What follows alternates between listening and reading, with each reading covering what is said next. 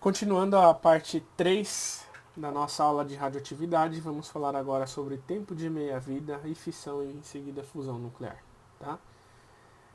O tempo de meia-vida nada mais é do que o tempo necessário para que a metade de um núcleo radioativo sofra desintegração.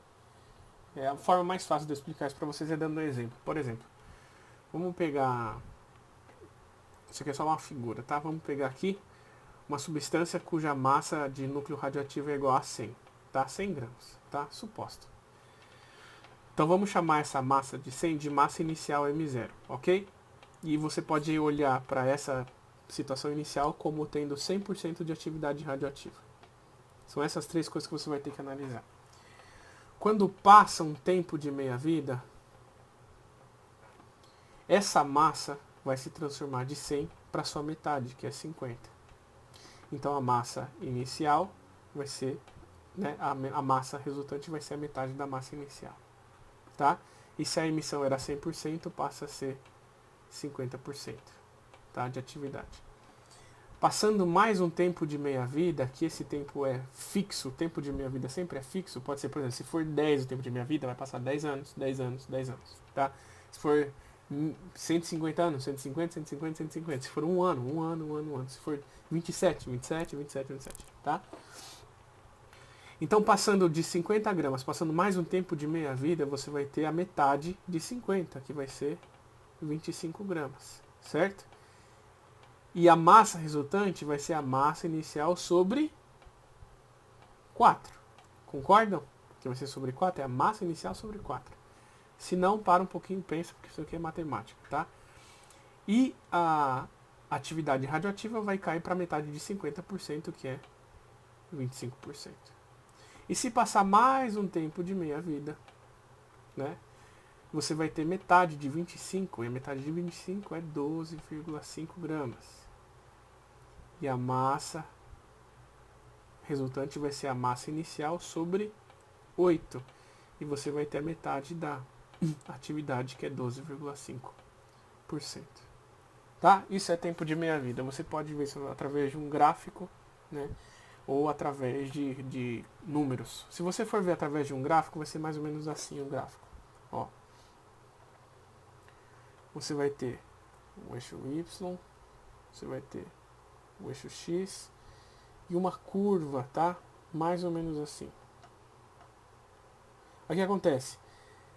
Se aqui for massa, tá? Se aqui for massa e falar que a sua massa inicial, sei lá, é 80, para você descobrir aqui o tempo de meia-vida, é só quando a massa for a metade. E esse vai ser o tempo de meia-vida. Se for atividade, aqui vai ser tipo 100%. Para você olhar o tempo de meia-vida é quando 100 sai para 50%. Entendeu? É basicamente essa a ideia. Tá? Existem... repara que você fazer isso aqui para tempos pequenos é muito fácil, né? Mas e se fossem para tempos muito grandes? Aí você tem que usar uma fórmula, tá? Ou duas fórmulas, na verdade. Que é o seguinte. Essa aqui é a massa final. Tá? Massa final. Essa é a massa inicial. Tudo bem?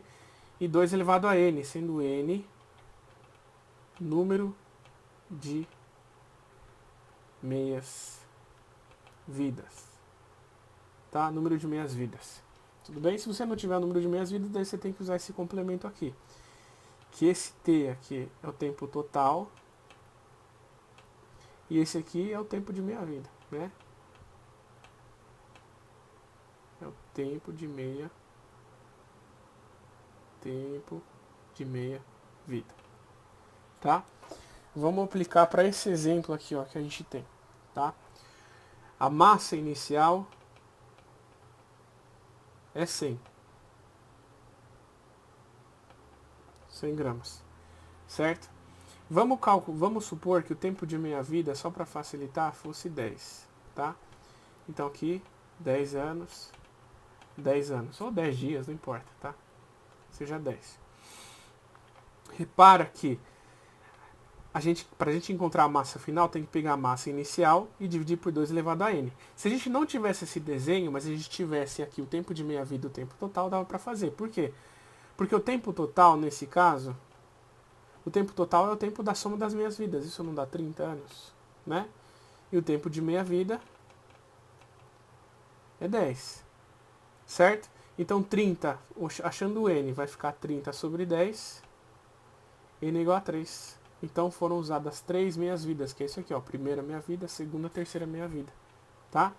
Então é só você fazer o seguinte, ó, vai ficar massa final vai ser igual a 10, aliás, igual a 100, dividido por 2 elevado a 3. 2 elevado a 3 é 8, então vai ficar 100 dividido por 8, complicou aqui, que vai dar 12,5 gramas.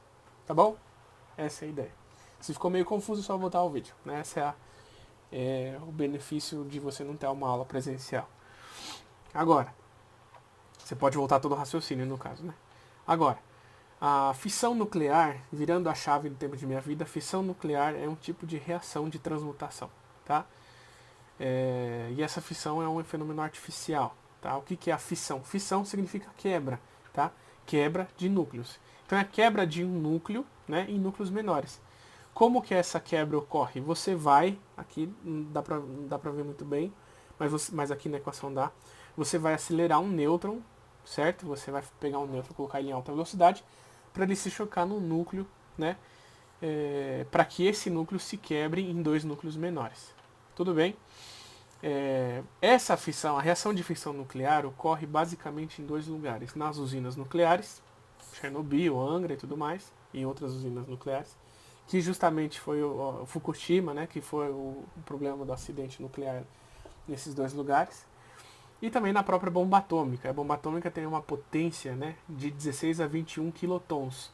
Quilotons, falta um S aqui. Quilotons são 1000 toneladas de... 1 quiloton equivale a 1000 toneladas de dinamite, tá? Então tem esse poder de destruição. O que está acontecendo aqui embaixo, a gente pode olhar pela equação, tá? O urânio, né, o átomo de urânio, recebeu em alta velocidade a colisão por um núcleo, um nêutron, né, uma partícula nuclear, e ele se quebrou em 2 núcleos menores, tá? Essa quebra não é igual, ok? Pode ser aleatória, tudo bem? Não é tipo metade para cada um, certo? E liberou mais 3 nêutrons. Qual que é o problema disso? O problema da fissão nuclear, né, é que ela pode ocorrer em reação em cadeia.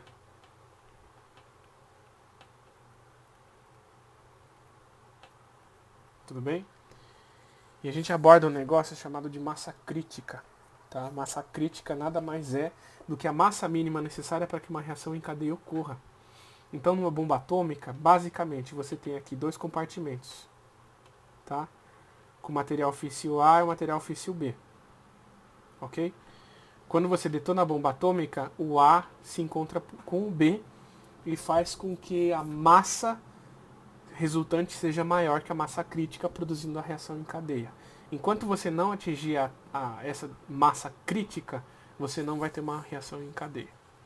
Tá? Se você superar a massa que você tem em relação à massa crítica, você vai ter uma reação em cadeia. Aí é um Deus nos acuda para você conseguir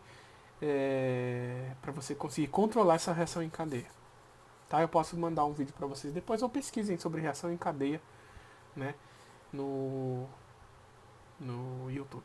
Tudo bem? Próxima aula a gente fala sobre fusão nuclear. Valeu.